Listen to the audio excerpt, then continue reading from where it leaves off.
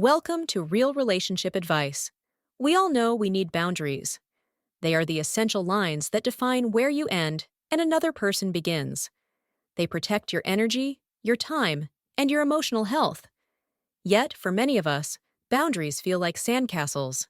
The moment a relationship tide comes in, they crumble.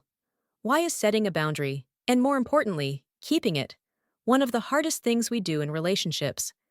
Today, we're moving past the general advice and diving into the deep psychological reasons you fail to keep your boundaries and the 3 steps you need to establish lines that command respect. The root problem: fear of rejection.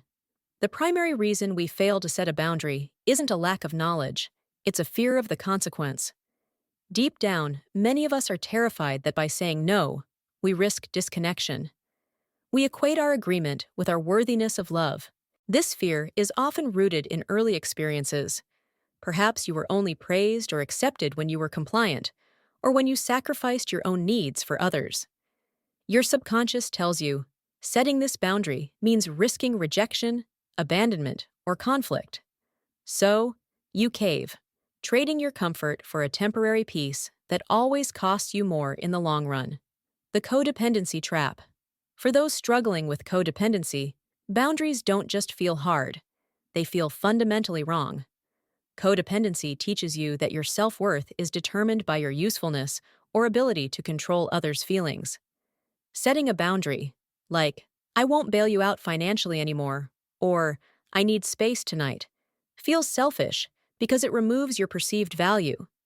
When you prioritize someone else's feelings over your own health, you are setting yourself up for burnout. A healthy boundary is a statement of self-respect. It is not an act of selfishness. The crucial distinction: rules versus boundaries. Most people confuse rules with boundaries. A rule tries to control another person's behavior. You can't talk to that person. A boundary defines what you will do when a behavior is violated. If you talk to that person, I will end this conversation and leave.